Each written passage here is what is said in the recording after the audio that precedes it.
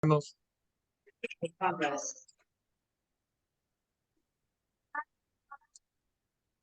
noches, mis hermanos, por aquí desde la provincia de Jalapa. Vamos a dar inicio con nuestro ciclo de conferencias, formación política en la doctrina social de la Iglesia. Agradezco este momento todo el apoyo recibido por parte del Consejo Nacional de Laicos, que está llevando este ciclo en varias diócesis de nuestro país. Precisamente nos acompaña en esta reunión inicial los presidentes del Consejo Nacional de Laicos. Son el hermano Mario Sandoval y su esposa Rosario Elizondo. Le voy a ceder la palabra para que nos dirijan un mensaje con motivo de este ciclo de conferencias. Adelante, Mario y Rosario. Gracias. Muchas gracias, Armando. Pues felicitarlos a la provincia Jalapa por este deseo de formarse en doctrina social de la Iglesia. La verdad vale muchísimo la pena, ayuda mucho todos estos conocimientos, entonces nos da mucho gusto y bueno, pues felicitar a Armando también por la iniciativa de querer llevar esto a su provincia y por el apoyo de los pues de quienes lo han apoyado, de todo el equipo, ¿verdad? De ahí de ustedes. Y bueno, comentarles que el Consejo Nacional de Laicos, pues desde el 2020 empezó a preocuparse, pues, para que todos los laicos tengamos formación y podamos discernir libremente nuestra conciencia de acuerdo a toda la formación, a toda la información que tengamos y a la formación en doctrina social, pues poder discernir bien nuestro voto.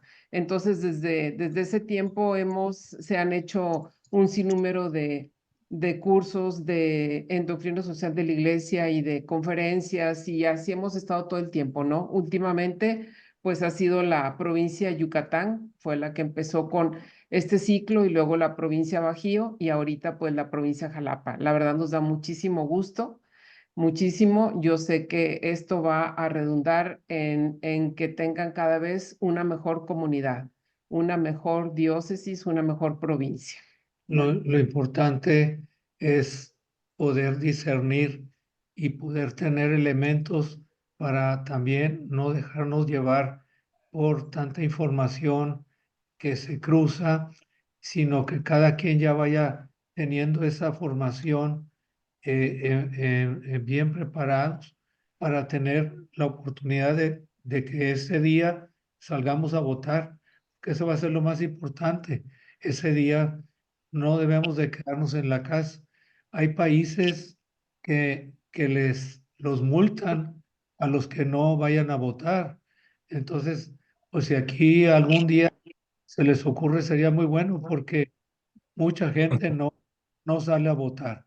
Entonces los invitamos mucho a que hagan anotaciones de todo lo que van a ver en estas conferencias y les sirva mucho porque miren, ahorita hay mucha gente confusa y todo lo que ustedes aprendan de aquí les va a dar ese parámetro para ayudar a esa gente que ahorita no sabe para dónde correr. Pues bienvenidos todos. Gracias. Bienvenidos y felicidades, Dios los bendiga. Gracias. Adelante, Armando. Gracias, Mario y Rosario. Pues en este ciclo, nuestra primera conferencia la va a impartir el licenciado Víctor Manuel Chávez Huitrón, que también nos acompaña, y se llama Nuestra democracia en construcción. Les voy a leer tantito el currículum del licenciado Víctor. Estudió filosofía y sociología con especialidad en doctrina social de la Iglesia en las universidades salesiana y gregoriana, respectivamente, en Roma, Italia. También estudió teología en la Universidad Pontificia de México y un diplomado en administración de empresas en el IPADE. Fue coordinador académico del INDOSOC por 17 años. Fue director general del mismo instituto por 3 años. Fue miembro del equipo de apoyo en doctrina social de la Iglesia por 12 años en el CELAM y secretario del Grupo de Doctrina Social de la Iglesia de la Organización de Universidades Católicas de América Latina y el Caribe por 8 años.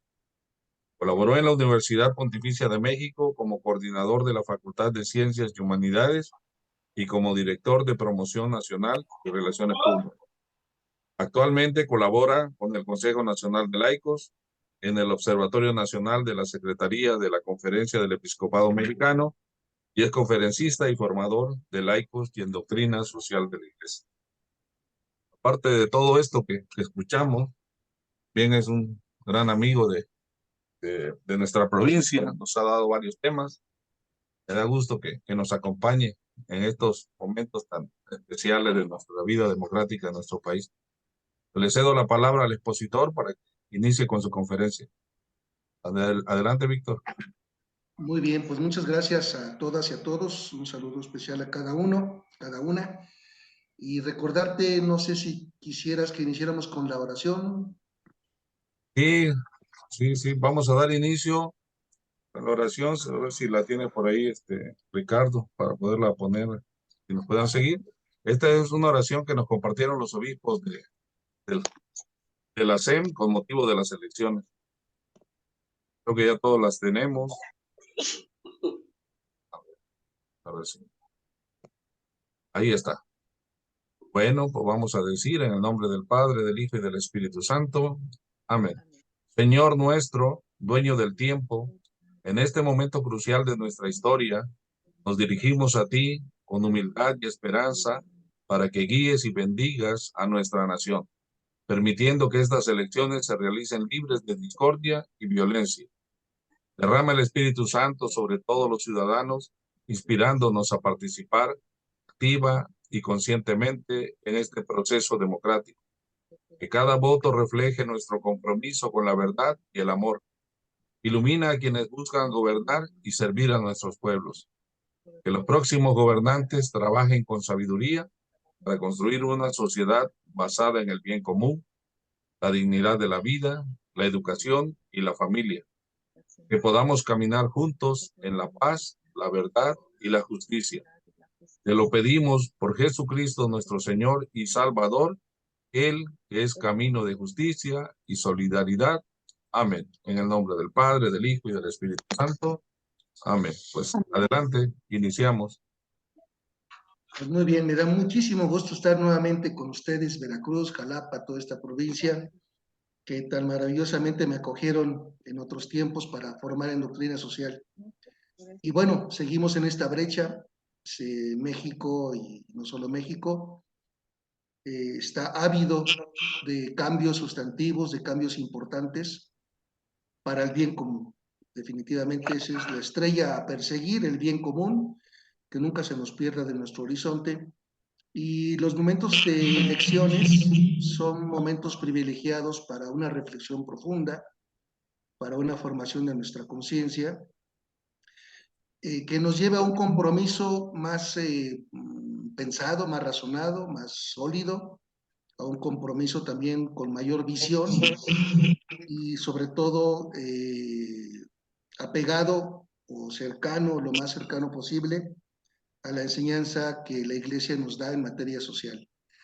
El primer tema que nos toca reflexionar un poco es sobre la democracia. Y es como un telón de fondo de todos estos temas que van a ver durante estos días, o vamos a ver, y tiene que ver con nuestra democracia en construcción. ¿Por qué comenzar por aquí? Pues para que tenga un poco de sentido todo el esfuerzo que se hizo, se requiere hacer y a futuro tendremos que continuar haciendo en construir algo que valga la pena. Y ese algo que valga la pena, aunque no es perfecto, solo Dios es perfecto, necesita una permanente atención y una permanente construcción desde ideas muy bien planteadas desde una antropología cristiana. Entonces me propongo con ustedes reflexionar sobre los dos ejes en los cuales tenemos tareas pendientes, tenemos, digamos, ahí una batalla que dar, aunque la palabra batalla no es la más adecuada en tiempos electorales, pero sí es una batalla ideológica, doctrinal, que como católicos tenemos que dar. Y luego está la otra batalla que es el compromiso práctico, concreto, en donde también tenemos algunas lagunas. Esta presentación es algo muy sencillo, pero con mucho gusto yo la compartiré al ingeniero Blas de manera que él, y a través de las redes sociales o a través de los medios de comunicación, la puedan compartir y si pueden además ustedes mismos distribuirla o compartirla con otros hermanos, pues sería muy bueno. Cierto que la presentación por sí misma no es la parte central, pero puede ayudar. Y me gustaría recordarles que la encíclica Centésimos Annus, en los últimos tiempos, en el finales del siglo pasado, fue una gran encíclica que nos ayudó no solamente a valorar los cambios que se habían dado en el mundo, sino también los cambios que deberían de darse a partir de entonces. Y me refiero que con la caída del muro de Berlín y la desaparición de la URSS, como eso, como Unión de Repúblicas Socialistas Soviéticas, pues la humanidad le dijo adiós a todo un proyecto social que había tenido una gran aceptación en muchos pueblos, en muchas naciones, en muchos millones de personas pensaron que era la opción más adecuada para una sociedad más justa, pero se acabó el socialismo, eso que se llamó el socialismo real, no el socialismo ideológico, científico, de los académicos, sino el socialismo real como se instrumentó en Rusia y en todos los países que estuvieron bajo su protección, pues todo eso se mostró fracasado. Y en ese fracaso, uno de los motivos del fracaso es porque esos países no conocieron la democracia. Si uno atenta o va contra la naturaleza humana, contra los derechos inherentes a la naturaleza humana, tarde o temprano eso se termina. En estos países propiamente la democracia no se instauró, no se llevó a cabo, no tuvo buen puerto. Y bueno, esa fue una de las razones. Pero el otro aspecto es que se quedó el capitalismo como única respuesta ante el progreso de la humanidad. Y el Papa Juan Pablo II se pregunta si es ya lo último que tenemos que avanzar, si es lo último que hay, porque hubo tesis, recuerdan ustedes a Francis Fukuyama y otros, que decían que la historia había llegado a su fin. La humanidad había llegado a su punto cúspide en desarrollo y no había más que el capitalismo. Hoy llamado neoliberalismo, pero esta gran encíclica de Juan Pablo II hace una revisión de esos cambios históricos, importantes, trascendentes, que marcaron toda una época, el año 1989 y 1991. Pero también es una propuesta de lo que hay que construir. Se acabó eso, se mostró fallido, pero tampoco el capitalismo o el neoliberalismo es la mejor versión de lo humano, es la mejor versión de lo que podemos construir. Y entonces apunta Juan Pablo II una serie de párrafos, una serie de textos muy iluminadores sobre lo que hay que construir. Y uno de estos elementos es la democracia. Por un lado, en estos países donde se terminó el socialismo real, pues eran países que tendrían que estar transitando hacia sistemas democráticos. Tendrían que estarlo transitando. Cabe señalar que el presidente actual de Rusia, Putin, pues ya lleva varias elecciones y no se le ve para cuándo pueda dejar el poder. Como botón de muestra de lo difícil que es incursionar en la democracia cuando no se ha instaurado. Y por otro lado, los países capitalistas tendrían que purificar sus democracias, tendrían que mejorarlas. Es decir, la humanidad encuentra en la democracia un aliado para construir humanidad. Así de claro. Y entonces el Papa Juan Pablo II avanza algunas enseñanzas muy interesantes que quiero recordar ahorita con ustedes. Y digo recordar porque seguramente ya las conocen, ¿no? Es el número 46 del Centésimos Annus, Y nos dice ahí, lo primero es que la Iglesia aprecia el sistema de la democracia. No dice la Iglesia defiende, ni siquiera propone, sino que usa una palabra muy modesta, pero muy realista, aprecia. Acuérdense que la Iglesia, por su propia naturaleza, no puede adoptar un sistema de gobierno, no puede proponer un sistema acabado, económico, político, social, en materia específicamente de lo secular, porque esa no es su tarea.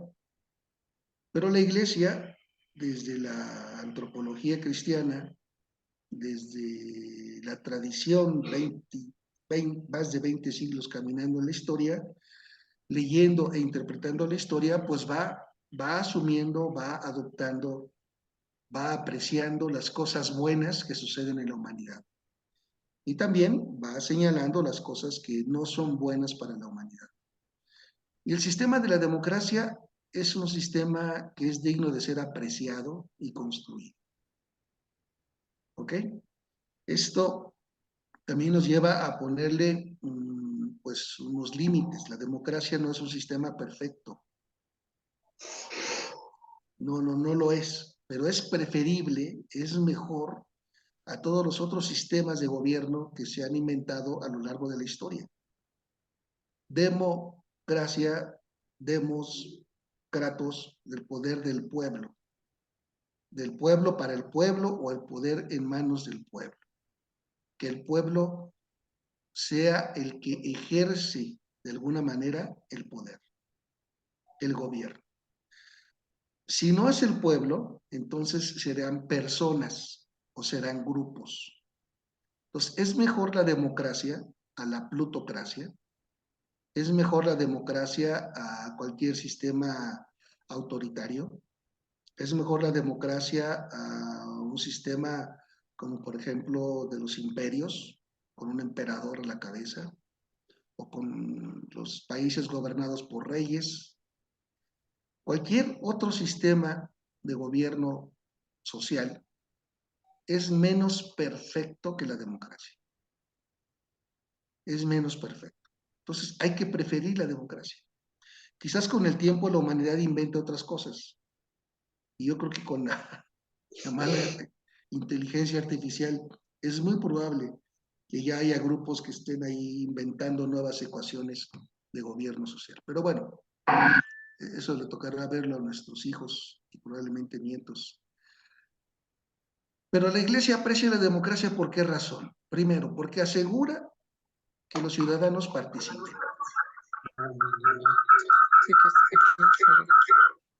Ahí está. ¿Hay por ahí algún micrófono prendido? Si pueden apagarlo.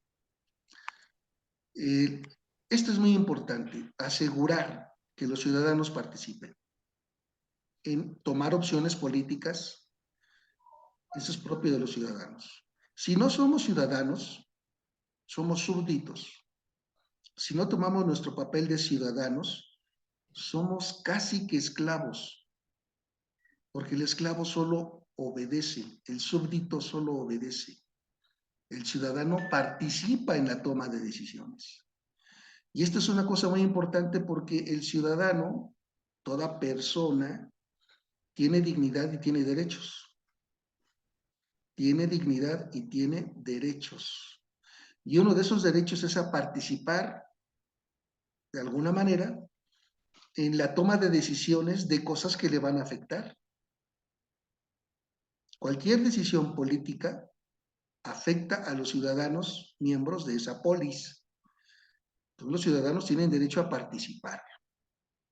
Si no, se les está violando sus derechos y su dignidad como personas. Estas son las razones por las cuales la Iglesia aprecia este sistema. Pero hay que construirlo. Esto no es así como que llega del cielo, como un asteroide, un meteorito. Tampoco llega por intervención divina, ni mucho. Es una construcción que se va haciendo precisamente con esa palabra, participación de los ciudadanos. Participación inteligente, participación razonada, participación armónica, participación ordenada, pero participación. Sin participación, la democracia es un esqueleto vacío. Es una catedral sin fieles, es algo triste. En cambio, la participación hace que la democracia brille y dé lo mejor de sí. Además, la Iglesia aprecia este sistema porque al participar los ciudadanos con derechos y dignidad, tienen la posibilidad de elegir y controlar a los gobernantes, incluso de sustituirlos de manera oportuna y por medios pacíficos. Todo eso ofrece la democracia. Elegir, por ejemplo, este 2 de junio vamos a elegir, y vamos a elegir una barbaridad de gente para cargos de elección popular, más de 20,000 cargos de elección popular, y si en cada cargo de elección popular hay 3, 4 candidatos, imagínense la cantidad de miles de personas que están buscando, que están haciendo campaña. Pero al fin y al cabo, quien va a elegir son los ciudadanos. Ellos eligen. Y a través de esa elección también se controla a los gobiernos. Incluso, si las leyes están hechas a ese nivel, se pueden sustituir oportunamente a malos gobernantes de manera pacífica. Entonces, si ustedes ven aquí, en este pequeño párrafo, hay muchas virtualidades, cosas positivas de la democracia. Cosas positivas para los ciudadanos, para la sociedad, para las personas. En democracia, en el centro deben estar las personas, sus derechos y ser considerados ciudadanos, no esclavos. Si no están las personas, entonces van a venir otros y se van a poner en ese lugar. Por ejemplo, los partidos políticos. O, por ejemplo, los gobernantes mañosos. Que digan, yo soy el pueblo y yo me pongo aquí. Yo soy el pueblo, democracia. El gobierno del pueblo. Ah, pero yo soy el pueblo. Entonces ya yo me puse en el centro y de mí depende todo. No, no, aquí quien tiene que brillar es la participación ciudadana para evitar precisamente que malos gobernantes pues abusen y hagan mal uso de su poder. La democracia, si funciona medianamente bien, nunca van a encontrar una democracia que funcione al 100% como relojito suizo. Eso no existe. Pero si las democracias funcionan medianamente bien, suficientemente bien, pueden evitar violencia. Si hay algo que a lo largo de la historia nos ha enseñado es que el poder genera violencia. Y querer el poder y no soltar el poder genera violencia. Y ya fueron muchos siglos de violencia. Por eso la humanidad está llegando a estas conclusiones apenas en el siglo XVIII, XIX, XX. El valor de la democracia. Por eso estamos apenas construyéndola. Entonces, la democracia tiene varias virtualidades per se que la vuelven un sistema más atractivo y más humano y humanizante que todos los demás. Que todos los demás que hemos asistido a lo largo de la historia. Tiene también sus bemoles, tiene también sus puntos débiles, pero por estos puntos positivos vale la pena apostar por la democracia. En ese mismo número 46, es un número muy largo, del 80º años, también el Papa habla de una auténtica democracia, significa que puede haber democracias patito, que puede haber falsas democracias, que puede haber imitaciones de democracia, pero no auténtica democracia. Para que la democracia sea auténtica, realmente de una naturaleza sólida y en servicio al pueblo y a las personas, esa democracia camina por dos rieles. Ahora que están de moda los trenes, no digo por qué, pero bueno, ya que están de moda los trenes, pues necesitamos dos rieles para que el tren de la democracia avance, camine y no se descarrile, valga la redundancia. Toda coincidencia con la realidad, pues es eso, una simple coincidencia. Pero para que la democracia no se descarrile y llegue a otros lugares indeseados, se necesita, uno, Estado de Derecho, ese es un riel, y el otro es una recta concepción de la persona humana. Comenzamos por lo segundo, una recta comprensión de la persona humana. Si no hay una idea sólida y verdadera de la persona humana, que no está sujeta a votación, que no esté sujeta a subjetividades, que no esté sujeta a caprichos de nadie, si hay una sana concepción verdadera de la persona humana, entonces esa democracia va a ser muy útil para construir todo lo humano. Pero si no tenemos una concepción sólida y verdadera de la persona humana, los grupos en el poder y los grupos que participan dentro del sistema democrático van a querer imponer una forma de ser persona. Por ejemplo, es lo que estamos asistiendo con la ideología de género. ¿Qué es la ideología de género? Bueno, en democracia, un grupo quiere proponer e imponer una manera de concebir a la persona. Solo que esa manera no corresponde con la naturaleza humana, con la verdad de lo que son las personas. Pero si usted ataca esa concepción, le van a decir que usted no es democrático, que usted es retrógrada, que usted es doctrinario, que usted es verticalista y autoritario. Son parte de los dilemas que pone la democracia. Pero ni modo, es mejor que lo otro, ¿eh? Entonces, necesitamos una sana, una recta comprensión de la persona humana. Dicho sea de paso, la verdad es que, pues, el cristianismo y por ende la iglesia tiene una concepción de la persona humana verdadera, correcta. Hay una antropología cristiana que es una manera de entender al hombre, no a los cristianos, sino a todos los hombres, a todo aquel que se le llame hombre, miembro de la humanidad. Solamente la iglesia lo tiene. Pero tengo la impresión que no todos lo conocen, ni siquiera todos los cristianos católicos. Y si no se parte de ahí, bueno, pues se llega a mal puerto. La antropología cristiana, una visión del hombre apegada a la realidad, a la verdad, es uno de los rieles para que no se descarrile la democracia. Pero aquí el reto está en que ni siquiera los católicos conocemos suficientemente esta antropología. Muchos católicos no van a votar.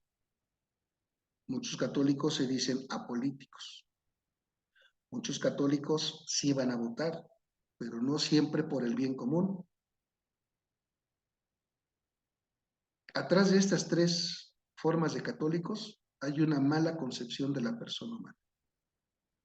Hay una deficiente concepción de la persona humana. Entonces ahí tenemos un reto cultural.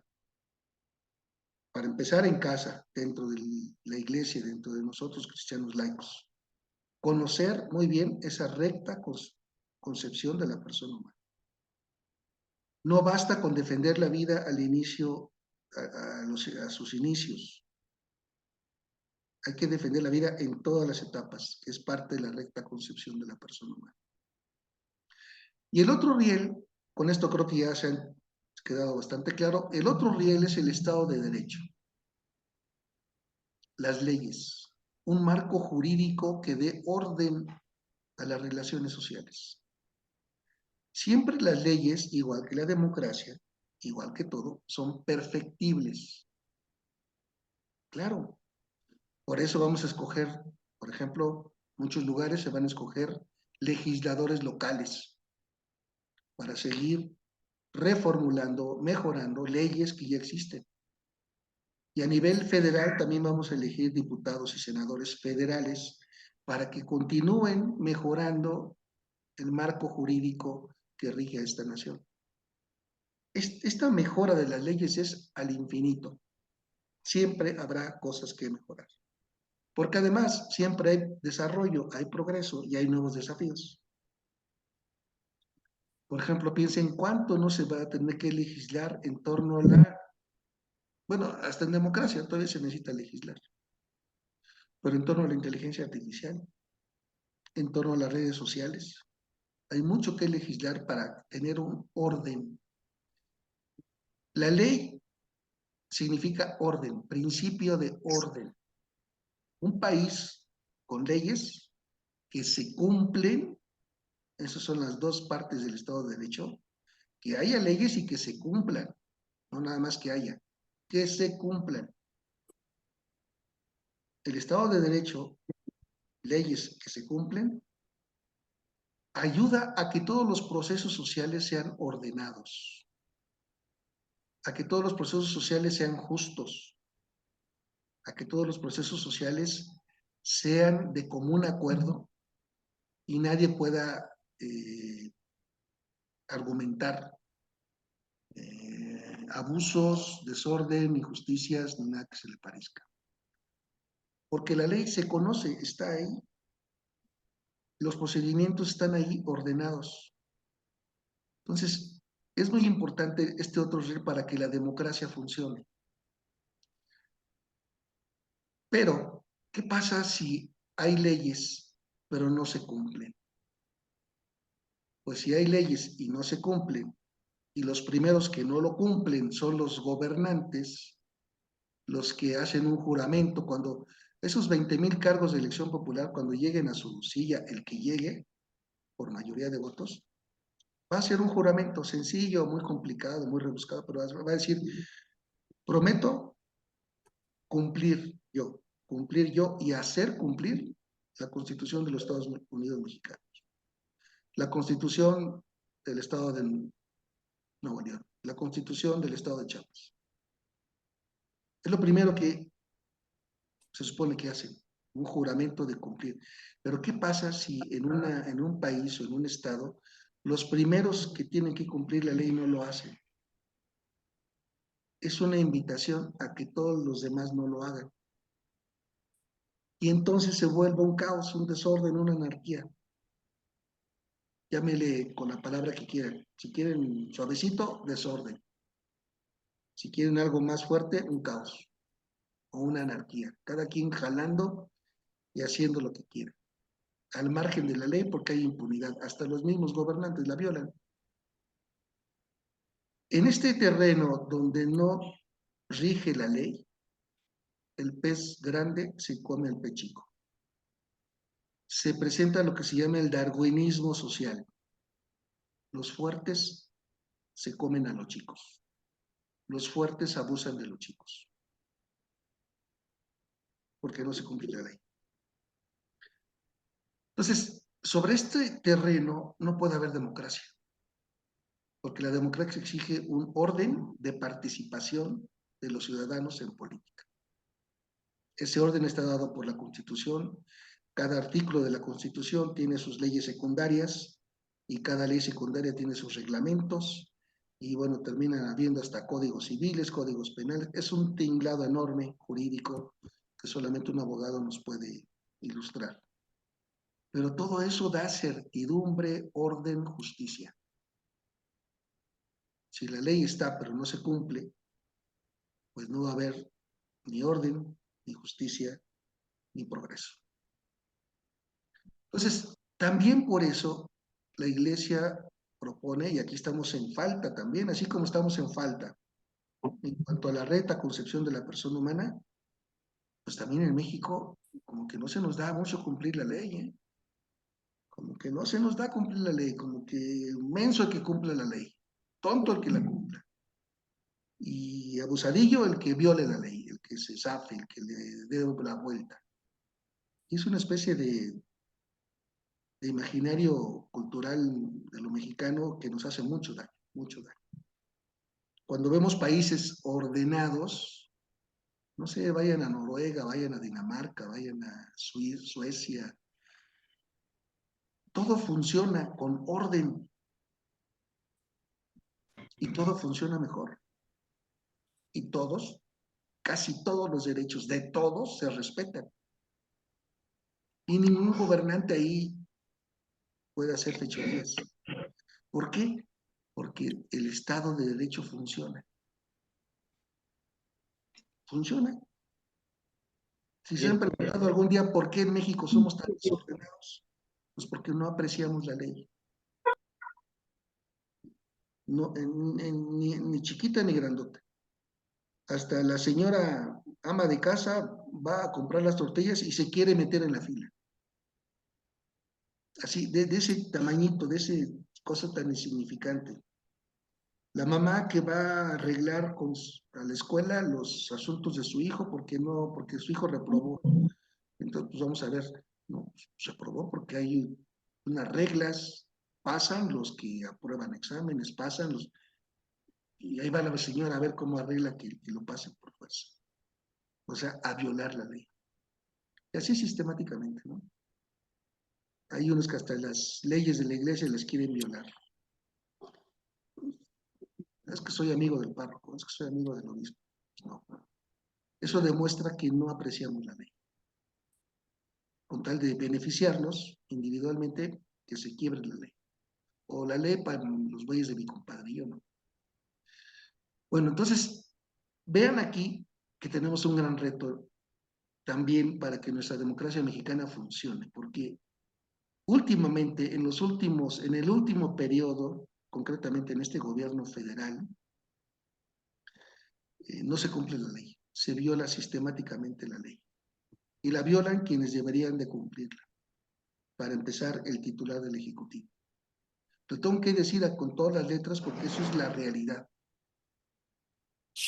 Y además no tenemos una sana concepción de la persona. Entonces, aquí tenemos también unos retos formidables para construir la democracia. Y tanto uno como el otro en el ámbito de la formación social cristiana. Por eso es muy importante formarse sólidamente en doctrina social, porque ahí aprendemos precisamente el contenido de esto. Déjenme avanzar más rápido. También dice la Iglesia, Juan Pablo II, que una democracia sin valores se convierte con facilidad en un totalitarismo visible o encubierto. La democracia para que funcione necesita valores. Yo le añadiría ahí, valores y virtudes, porque los valores pueden ser una cosa abstracta. Las virtudes son concretas.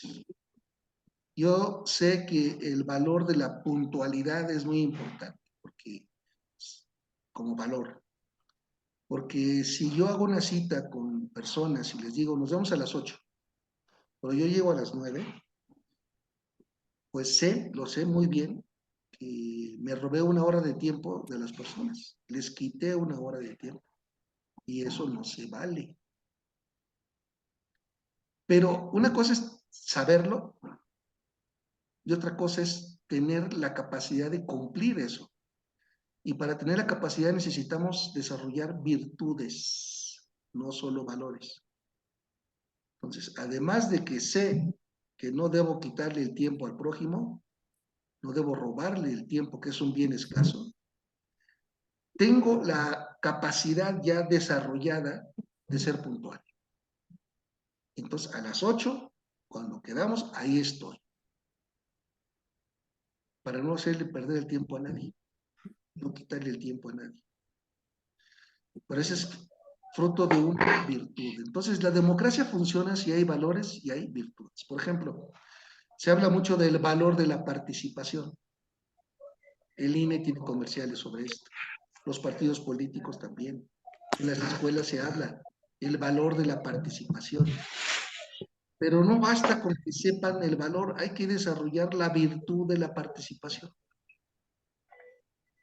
que implica cumplir un día sí y otra vez, hasta que se me desarrolle el músculo de participar. El desarrollo de las virtudes es tan importante que es como una segunda naturaleza. Los santos, por ejemplo, desarrollan esa segunda naturaleza. Pensemos en Anacleto González Flores. Era un hombre correcto, era un hombre íntegro, era un hombre formado, que sabía muy bien los valores, pero además era un hombre virtuoso. Y esa virtud le hizo dar el testimonio que todos ustedes y yo sabemos. Tenemos en Anacleto un gran santo, pero no por lo que sabía, sino por lo que hacía.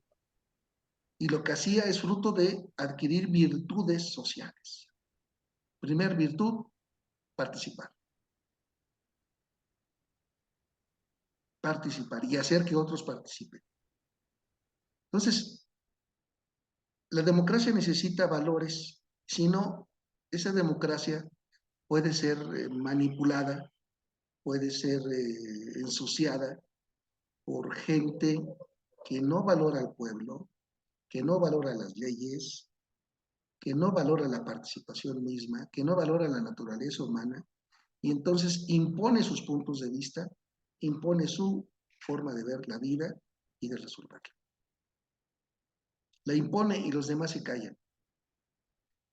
Pienso, por ejemplo, en la enorme importancia de la virtud de administrar bien los recursos públicos. Como virtud, los recursos públicos son esos, son públicos, son de la gente, pero los administra el gobernante. Qué importante es que el gobernante tenga la virtud de administrar bien los recursos públicos, porque si no lo que se da es un derroche, un despilfarro de recursos que son de la nación. Pero también necesitamos valores y virtudes en los ciudadanos, por ejemplo, la virtud de darle seguimiento y exigir cuentas a sus gobernantes. Exigirle cuentas a los gobernantes. ¿Quién le exige cuentas? La ciudadanía. Es su derecho. Pero para ponerlo en acto se necesita la virtud, el ejercicio cotidiano de exigirle a los gobernantes: dime en qué gastaste, dime cómo gastaste y qué rendimientos, qué beneficio trae esto para el bien común. Pero como no lo hacemos, los gobernantes se acostumbran a no entregar cuentas o a hacer trampas, o como se hace últimamente, no les entrego cuentas porque considero yo unilateralmente que esto es un asunto de seguridad nacional. Y con eso les digo a todos los que me exigen cuentas: váyanse a descansar, que no se los voy a dar. Y la gente se va a descansar, la gente no exige. Nos dieron la vuelta como ciudadanos, nos mintieron y no nos entregan cuentas. Porque no tenemos la virtud de la participación, de la sistematicidad, de la exigencia a los gobernantes. Entonces, también aquí necesitamos, como católicos, trabajar a largo plazo para que la democracia mexicana esté llena de valores y virtudes, porque si no, se puede tergiversar muy fácilmente. Y por último, la libertad. El cristiano vive la libertad y sirve a la libertad, proponiendo continuamente, en conformidad con la naturaleza de su vocación de laico, la verdad que ha conocido. O sea, la libertad debe de ser garantizada por la democracia y el cristiano busca que todos sean libres, para que el mismo cristiano pueda proponer en su sociedad la verdad que ha conocido. La verdad que es Cristo, hombre perfecto, la verdad del hombre, esa sana concepción de la persona. Necesitamos espacios de libertad para proponerla a todos. Aquí también nos ha faltado un poco de inteligencia a los católicos para proponer nuestras verdades, porque las proponemos de tal manera que lo único que provocamos es confrontación, choque de trenes. Pero no queremos choque de trenes. Queremos que vean la profundidad, la verdad y la belleza de nuestras propuestas. No queremos chocar con nadie. Ahí nos ha faltado un poco de astucia. Pero no cabe duda que la democracia da libertades. Por eso también es un sistema que aprecia a la iglesia, que valora a la iglesia. Porque fuera de la democracia lo que hay es cancelación de las libertades. Cancelación de las libertades. Tuve oportunidad yo de ir a Cuba un par de ocasiones y te das cuenta de lo que es no tener libertad de nada. Se están muriendo de hambre, pero no tienen libertad para tener animales de corral, porque eso va contra el Estado socialista. Tienen mar por todos lados y no tienen libertad para ir a pescar y comer pescado, porque la actividad pesquera la controla el Estado. Y así sucesivamente. Una cosa tristísima. Nosotros podemos perder libertades si no elegimos bien el próximo 2 de junio. Como que nadie sabe lo que pierde hasta que lo pierde. Ojalá que no sea eso el caso mexicano. La democracia favorece las libertades humanas. Y eso es mejor que aniquilar las libertades humanas, como es propio de los sistemas totalitarios. Bueno, aquí ya tenemos un conjunto de cosas que tienen que ver con la democracia a nivel de ideas. Y he tratado de presentárselas como tareas, es decir, como elementos a construir. Nuestra democracia es débil porque en estos temas nuestras ideas son flojas, son pocas, o son malas incluso, malas ideas. Entonces tenemos que fortalecer nuestra visión de la democracia para construir la mejor democracia posible. No la que se pueda o una amañada, la mejor democracia posible. Porque eso da libertades, porque eso defiende la dignidad de las personas, porque eso promueve los derechos de las personas, porque eso nos mantiene en orden y en una sana concepción de la persona. Y eso significa que esa democracia ayuda a humanizar las relaciones. Y sobre todo, una democracia que le pone límites a los gobiernos. En una conferencia que di en otro lugar, les preguntaba a la gente, oigan, las leyes, la Constitución mexicana, ¿a quién controla? ¿Al pueblo, a la gente o a los gobernantes? Y la mayor parte me contestó al pueblo. Eso refleja una pobreza de ideas, una ignorancia, y refleja además que estamos alienados a un sistema que no es democrático. La Constitución y las leyes dan libertades a los ciudadanos. Eso es lo que deben de dar, libertades.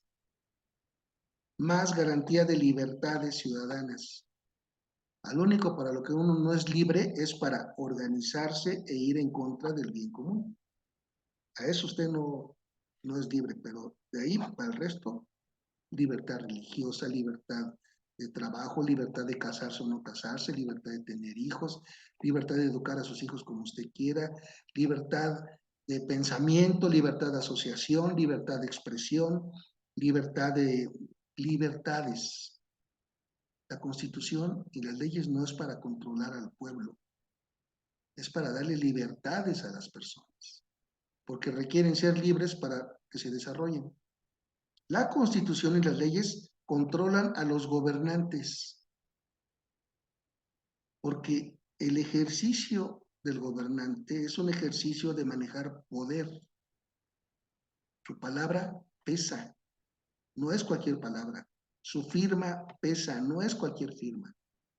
Sus ideas tienen un peso fundamental, pero además manejan recursos, mucho dinero, todo el erario público lo manejan ellos. ¿Quiénes son los que pueden perder la cabeza? ¿Quiénes son los que pueden volverse locos con ese poder? Los gobernantes. Por eso la Constitución a quien debe de controlar es a los gobernantes, para que no se vuelvan locos y hagan tonterías. De hecho, los gobernantes que quieren volverse locos y hacer tonterías, lo primero que comienzan es por cambiar la Constitución, cambiar las leyes para que no haya nadie que los controle. Bolivia, Venezuela, Cuba, Rusia, etcétera, etcétera. Muy bien, pues aquí tenemos algunos retos en el orden de las ideas, y esto pasa por la formación social de los católicos. Esto me parece que nos ayuda a ver la importancia de elegir bien el 2 de junio para fortalecer nuestra democracia, que es muy débil todavía, pero también quisiera, lo he dicho para mostrarles que después del 2 de junio, los grupos de laicos tenemos que seguir formando en doctrina social a más gente. Nos falta mucho. Aunque la victoria sea de este lado el día 2 de junio, del lado de la democracia me refiero, aún así nos falta mucho para hacer una buena democracia. Entonces tenemos que seguir trabajando. Y un trabajo es formar en doctrina social de la Iglesia. Porque no bastan pequeñas embarraditas como muchas veces se quiere. Y para terminar, otra línea de reflexión, pero desde el punto de vista histórico. ¿Por qué en democracia no hemos llegado a la plenitud? ¿Por qué en democracia, cómo estamos en democracia históricamente en México? Pues aquí hay una tesis, que no hemos logrado desarrollar una cultura democrática. Todavía no somos democráticos, todavía no, a pesar de todo. Entonces, ¿qué tenemos? Déjenme explicarles un poquito. La historia enseña. Quien no conoce la historia está condenado a repetir los errores del pasado. La trascendencia del 2 de junio próximos están en esto, en que podemos regresar a males del pasado que creíamos ya haber superado. Entonces vamos a regresar por vía democrática a sistemas totalitarios, verticales, antidemocráticos en los que vivíamos antes. Cabe señalar que muchos dictadores y mucha gente que hizo mucho daño a la humanidad, no solamente a sus pueblos, llegaron por vía electoral. A Hitler lo eligió la gente, mayoritariamente lo eligió la gente, y después vean en qué se convirtió. La democracia hay que cuidarla, con participación e inteligencia. Bueno, rápidamente, porque el tiempo se nos va y queremos dejar unos minutos para preguntas y respuestas. Si analizamos el tiempo de antes de la colonia, de antes de que llegaran los españoles, pues en México había una enorme cantidad de grupos étnicos, de grupos que le llamamos prehispánicos, de grupos originarios de estas tierras, y eran muchas culturas, pero predominaba que la forma de gobernar era a través de los tlatoanis, de una sola persona, que era entre un sacerdote, un sabio, un anciano, una persona en la cual se creía tenía todos los atributos para tomar las decisiones a nombre del pueblo. De hecho, la palabra tlatoani significa el que tiene la palabra, y el que tiene la palabra es el que manda. Llegaron los españoles, con los españoles llegó la conquista, también es cierto que llegó la evangelización, pero a nivel político, lo que pasó aquí, 3 siglos de colonia española, 300 años. Hay por ahí un micrófono prendido y el Firulai está muy enojado con lo que estoy diciendo. Por favor, apáguenlo. ¿Ven que está enojado?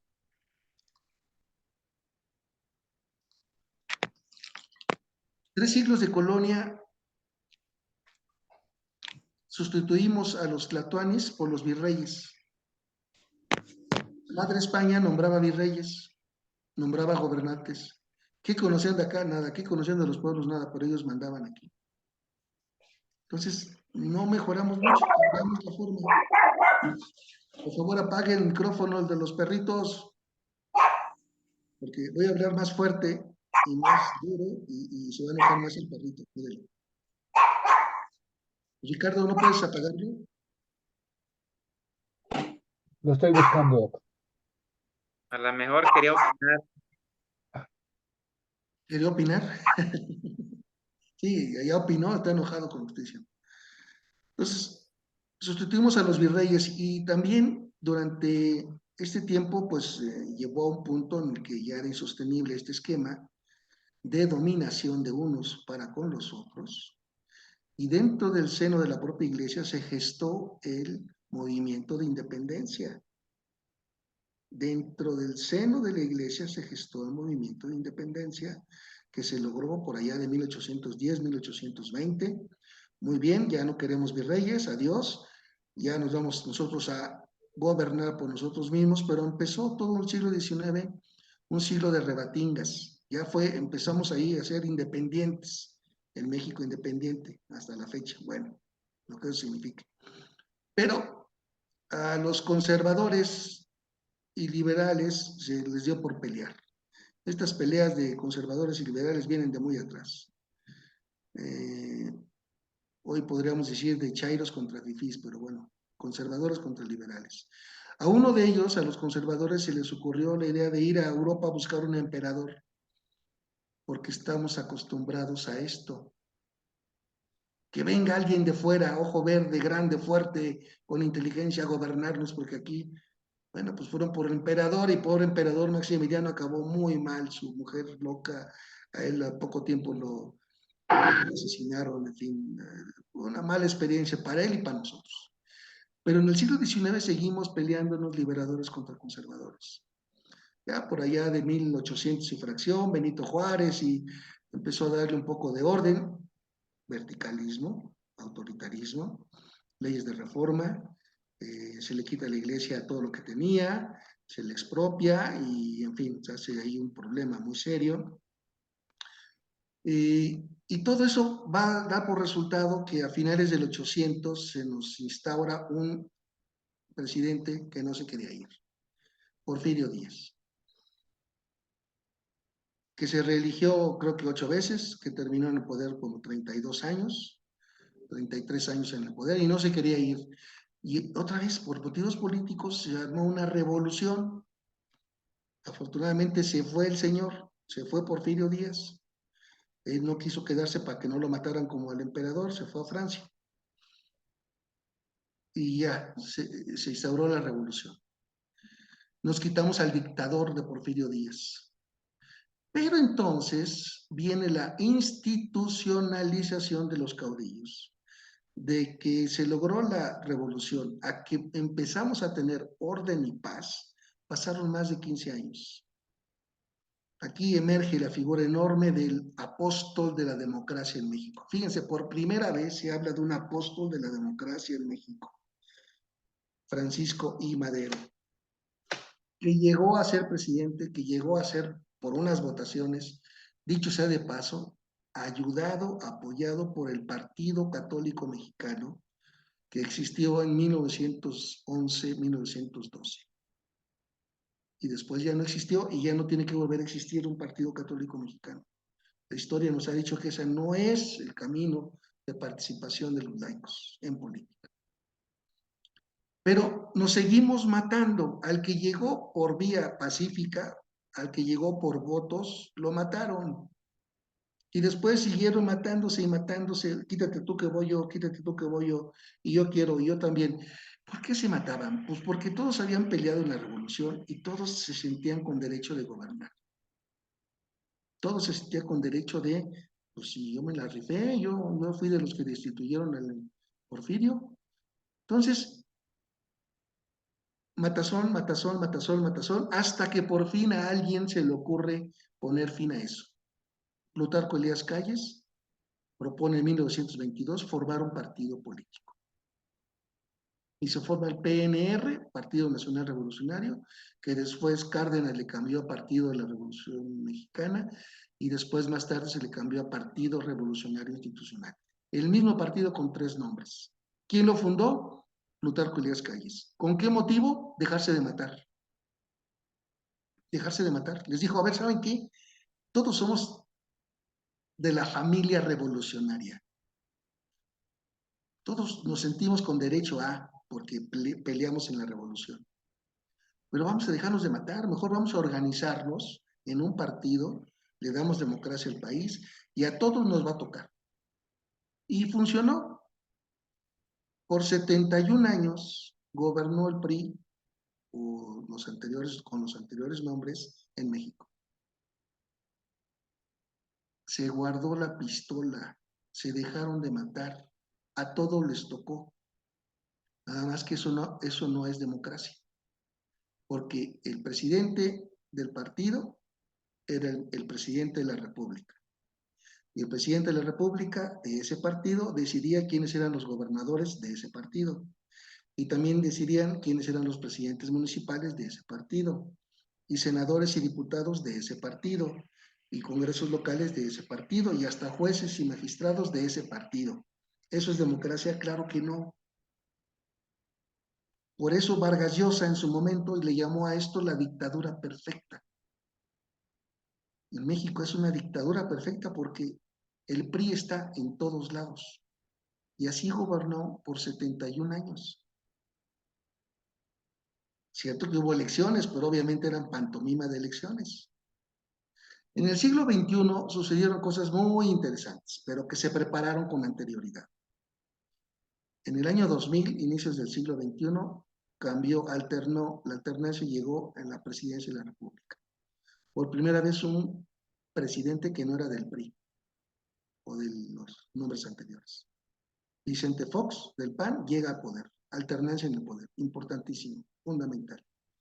¿Cómo le hizo? Espérame, hay que ir despacio, hay que hilar despacio, porque ya había más partidos, ya había más competencia, ya no se quería ficción en la democracia. Y desde el año 88, bueno, desde el 85, la sociedad civil del siglo pasado, la sociedad civil empezó a ser más proactiva. Y una parte también de sociedad civil fue muy proactiva en materia política, después del 88, donde sí hubo un fraude, ahí sí hubo un fraude. Es el único fraude documentado de la historia de México. Quienes digan que hubo fraude en el 2006 o en el mismo 2012, están mintiendo. No hay documentación al respecto. Hay narrativas, pero no documentos. Pero en el 88 sí se cometió un fraude. ¿Cuáles son los cambios que hubo? Bueno, desde el México precolombino hasta el siglo XX, México era un país, bueno, antes ni siquiera país era, pero ya vamos a tomarlo como si fuera país, con un sistema totalitario, dictatorial, vertical, donde la gente no participa. No participa y no se le pregunta, la gente simplemente obedece y se acabó. No hay democracia, no hay participación. Bueno, todavía ni derechos había. Pero desde el 88 hasta el 97, 98, unos 10 años más o menos, la sociedad civil, no los partidos, no la clase política, no la iglesia, la sociedad civil impulsó una serie de reformas legales que se le llamaron una transición hacia la democracia. Grandes personajes participaron aquí, como civiles, no como miembros de partido. Y esas leyes hicieron que la competencia electoral fuera pareja, hicieron que la competencia electoral tuviera reglas, y lo principal, que el gobierno en turno no fuera juez y parte organizando las elecciones, que fueran los ciudadanos. Y entonces esas leyes dieron por resultado el INE, el IFE anterior, ahora INE, y el TRIFE, y una serie de reglas muy claras que fue lo que posibilitó en el año 2000 que ganara el PAN, y en el año 2006 que refrendara el PAN, y que en el 2012 volviera el PRI, y que en el 2018 ganara Morena. Todo eso es democracia, relativa pero democracia, en el sentido de alternancia en el poder. Hoy están los de un partido, hoy están los otros. Cierto que ya desde los años 90, finales de los 80, 90, ya algunos presidentes municipales, algunos gobernadores, ya fueron de otros partidos. Ya la alternancia empezó un poquito antes, pero fue muy difícil, ¿eh? Hubo mucha sangre, hubo muchos muertos, y estas reformas, leyes, nos ayudaron a guardar la pistola. Y hubo entonces una transición a la democrática más o menos pacífica entre Zedillo y Fox. Cedillo fue un gran presidente, entre otras cosas, por muchas más, pero solamente porque él aceptó la noche de las elecciones que el PRI, su partido, había perdido y que el próximo presidente de la República se llamaba Vicente Fox. Esa declaración lo hace grande democráticamente a Cedillo porque se echó encima a su partido, a mucha gente, muchos intereses, pero eso fue lo que dijo la gente, los votos. Recuerden que después de Cedillo, que Cedillo fue presidente con 17 millones de votos, el segundo más votado ha sido Fox, con 15 millones de votos. Entonces Cedillo respetó la voluntad del pueblo. Pero sigue la historia no acaba ahí.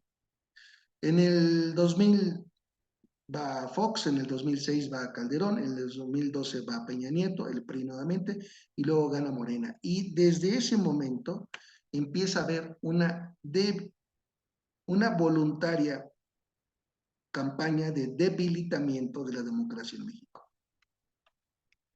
Empieza a querérsele quitar atribuciones al IFE. Se le ha reducido presupuesto. Ya dejó de ser 100% ciudadano. Parece que hay infiltraciones de partidos políticos en sus miembros, en los consejeros. El TRIFE está muy debilitado, faltan 2 consejeros. ¿Quién va a calificar la elección presidencial del próximo 2 de junio? 5 en lugar de 7. ¿Por qué? Porque ha sido la intencionalidad, debilitar al TRIFE para poderlo manipular. Entonces, por eso se organizó la marcha en defensa del INE. Una marcha ciudadana que se dio en muchas ciudades de la República y de fuera del país, donde millones de mexicanos salimos a decir, el INE no se toca. Eso fue ciudadano. Entonces, vean cómo los ciudadanos han sacado la casta en momentos históricos muy importantes, propiciando reformas legales y propiciando, o más bien, poniéndole un alto a la destrucción del INE, como lo quería hacer el actual presidente. Y en eso estamos. El INE se ha debilitado, el TRIFE se ha debilitado y no sabemos cómo van a ser las elecciones. Tan debilitado está que todo el mundo ha violado la ley electoral y nadie está castigado. Porque ya todo es un desgarriate, todo es un desorden brutal. El presidente de la República inició 2 años antes la campaña presidencial, violando la ley. Porque por ley, acuérdense que la ley controla a los gobernantes, no puede hacer eso. Recuerden ustedes que Fox se le salió en 3 ocasiones unas insinuaciones así de apoyo a Calderón, y por eso el presidente, bueno, el entonces candidato le dijo, cállate, chachalaca. Bueno, ese cállate, chachalaca terminó en una ley que le prohíbe al presidente en turno meterse en procesos electorales. Eso lo propició Andrés Manuel López Obrador. Y ahora que es gobernante, él 2 años antes violó esa ley, iniciando campaña a favor de su candidato. Por eso es una elección de Estado, porque no hay suelo piso parejo. Desde hace 2 años, la candidata de ese partido lleva delantera porque lleva todo el apoyo gubernamental desde presidencia con todos los recursos. Millones y millones de pesos. En fin, además hay una crisis de la democracia en todo el mundo, ¿eh? La democracia ha dejado mucho que desear, pero sigue siendo el mejor sistema comparado con nosotros. Pero hoy día tenemos crisis de democracia, tenemos populismo de derecha y de izquierda, y tenemos algo que se llama el clima de posverdad.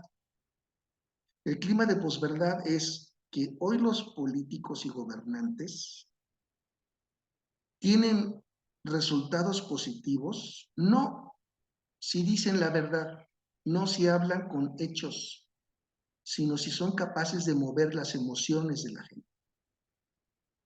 Posverdad significa más allá de la verdad, significa la verdad no interesa. Lo que interesa es mover las emociones de la gente. ¿Mueve o no mueve decir, vamos a tener el sistema de salud más importante del mundo? No es verdad, no hay manera de serlo, pero mueve la emoción. Todos los que se jubilen van a tener un sueldo como el último que tuvieron. Eso no es posible, no es verdad, no se apega a la realidad, pero mueve las emociones. Y así sucesivamente. Y esto pasa en Estados Unidos, pasa en España, pasa en Rusia, pasa en todos lados, no solamente en México. Termino diciéndoles entonces que conceptualmente nos falta mucho para fortalecer la democracia y que sea una auténtica democracia, como dijo Juan Pablo II. Pero históricamente no vivimos en una democracia, porque cuando empezamos a tener partidos y elecciones y todo, nos damos cuenta que al final lo que estamos viviendo es una partidocracia. Los partidos parten el queso. Los partidos hacen las leyes que se rigen a sí mismos. Los partidos incluso hacen las prerrogativas de financiamiento que se le da a cada partido. Y aunque ganen, fíjense, ¿con cuántos votos ganó Fox? 15. ¿Con cuántos ganó Cedillo? 17. ¿Con cuántos ganó Calderón? Menos. Aunque muy poquita gente vote, o sea, el abstencionismo es brutal, ellos deciden qué se dice y qué no se hace. Hoy es el momento, termino, hoy es el momento para que nuevamente la sociedad civil se manifieste. ¿Cómo? Yendo a votar. Yendo a votar. Por el que quieran, pero que salgan a votar. Nunca como antes el país depende de la ciudadanía activa. Nos conviene a todos que salga el 70% del padrón electoral a votar. No el 50 ni el 48, ni el 55. El 60 o el 70%. Y que voten por el que quieran, pero que salgan masivamente a votar. Aquí tenemos ya una tarea, llevar a más gente a votar. No tipo carrusel ni nada por el estilo, sino la gente que no quiere votar, convencerla. Porque tenemos que construir seguridad y paz. Si no hay seguridad y no hay paz, no hay progreso, no hay bien común. Tendremos que formarnos como ciudadanía. Tenemos que ser más duchos y más colmilludos que la misma clase política. Y los ciudadanos no podemos abandonar la política o nos va como nos va. Los analistas dicen que estas próximas elecciones pues tienen votos duros. Todas las opciones tienen su voto duro. Entonces el punto está en los indecisos y en los que van a votar por primera vez. Y entonces los análisis indican que entre jóvenes y mujeres son, y la mayor parte católicas, por cierto, son los que van a decidir el rumbo el próximo 2 de junio. Dicho sea de paso, nuestros jóvenes en parroquias, en movimientos, en diócesis y las mujeres tienen que salir a votar masivamente. Ojalá que lo hagan por opciones de bien común, pero eso ya no me toca el día de hoy. Nada está escrito, nadie ha ganado. Eso de que ya está muy claro quién va a ganar, no, eso es una mentira. Eso es una estrategia electoral. No hay que perder las esperanzas, pero tampoco hay que perder el tiempo. Todo aquello que podamos hacer todos los días, faltan 21 días, para convencer a la gente que vaya a votar, que la democracia la tenemos que construir nosotros, no los partidos. Y que apenas el voto es el primer arranque de un proceso largo en donde los ciudadanos tenemos que tomar el control del país. Pero eso va a ser poco a poco y de largo plazo. Hay que ponerse a trabajar. No hay tiempo que perder. Qué bueno que organizaron este ciclo de conferencias. Me parece, pues ya estamos a 21 días, pero aún así, adelante, adelante. Tenemos que motivar a construir nuestra pobre democracia, porque si no la construimos, si no la defendemos, vamos a regresar a formas autoritarias. Y entonces sí, el sufrimiento, el crujir de dientes y el llanto va a ser mayor, parafraseando a los evangelios. Bueno, hasta aquí me quedo. Bueno, pues le damos las gracias a Víctor por la exposición y vamos a tomar unos 2, 3 comentarios de hermanos que quieran hacer sus preguntas por cuestión de tiempo para no irnos tan tarde. Si alguien desea hacer algún comentario o pregunta, adelante. Está abierto el micrófono.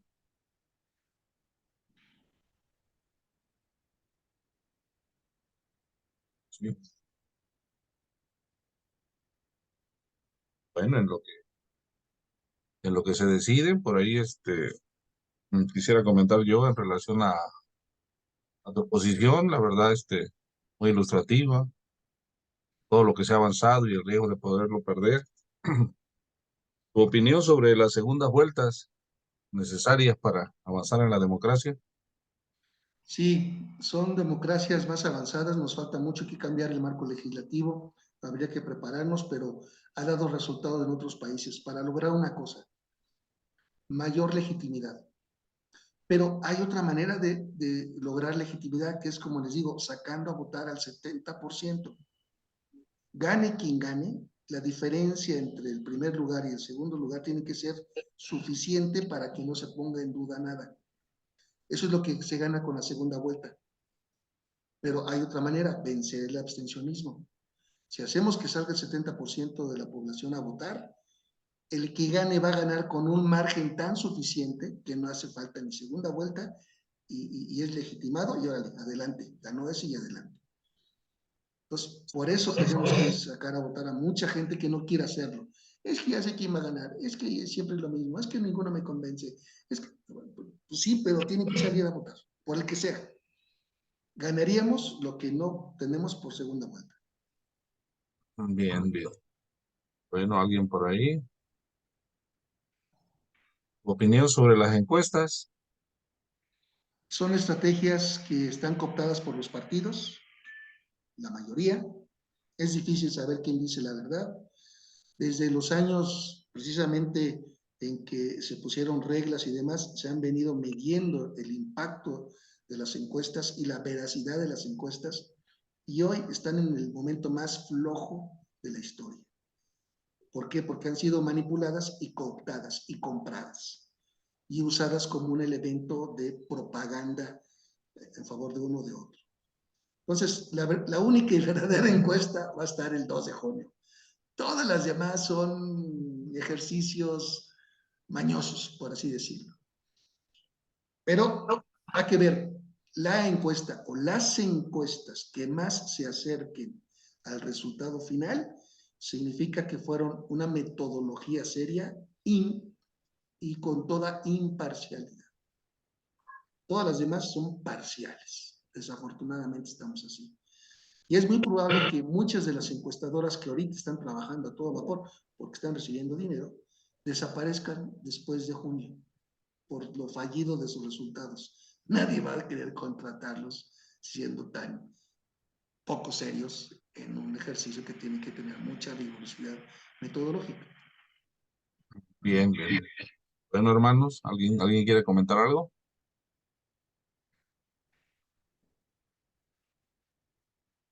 Armando, yo, Sí, adelante, Liz.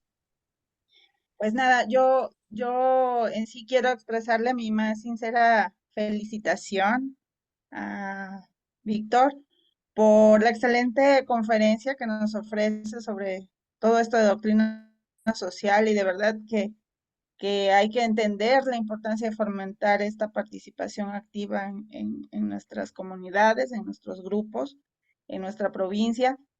A mí sus palabras me inspiran, son esclarecedoras, creo que destaca toda esta relevancia de promover el bien común, la justicia social y sobre todo los valores del reino, ¿no? Creo que de aquí debemos salir todos con un compromiso claro de difundir estos valores fundamentales que tenemos en la iglesia. Y bueno, pues yo nada más que aplaudirles su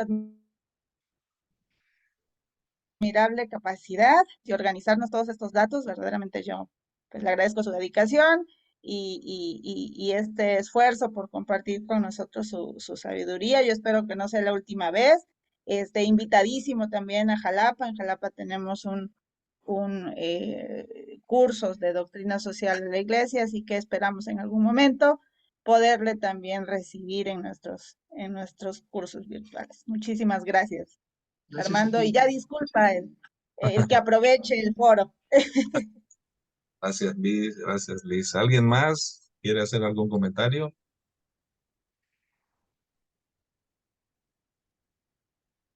Quisiera aprovechar para agradecer al maestro Víctor sus valiosas palabras, pues nos anima mucho.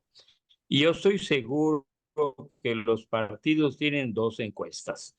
Una encuesta que le da la realidad de cómo van y una encuesta que saca al público para anunciarse, para publicitarse. No nos confiemos, salgamos a votar, animemos a votar. Estoy convencido de que va a ser una participación masiva y espero que sea a favor de la democracia. Muchas gracias. Gracias a usted. Gracias, hermano. Pues yo creo que ya con esto agradecerles mucho su atención. El miércoles voy a tener la oportunidad también de dar otro tema, pero ustedes continúen y compartan lo más que puedan, entusiasmen a la gente, porque nada está dicho y va a ser una jornada histórica. Bueno, pues gracias. Buenas noches. Vamos a despedirnos con la oración que Jesús nos enseñó. Decimos todos, Padre nuestro que estás en el cielo, santificado sea tu nombre, venga a nosotros tu reino, hágase tu voluntad en la tierra como en el cielo. Danos hoy nuestro pan de cada día, perdona nuestras ofensas, como también nosotros perdonamos a los que nos ofenden. No nos dejes caer en la tentación y líbranos de todo mal. Amén. Saludamos a mamita María diciendo, Dios te salve María, llena eres de gracia, el Señor es contigo. Bendita eres entre todas las mujeres y bendito es el fruto de tu vientre, Jesús. Santa María, Madre de Dios, ruega, Señora, por nosotros los pecadores, ahora y en la hora de nuestra muerte. Amén. Dulce Madre, no te alejes, vista de mí no apartes. Ven conmigo a todas partes y nunca solo nos dejes, ya que nos proteges tanto como verdadera Madre. Haz que nos bendiga el Padre, el Hijo y el Espíritu Santo. Buenas noches, mis hermanos.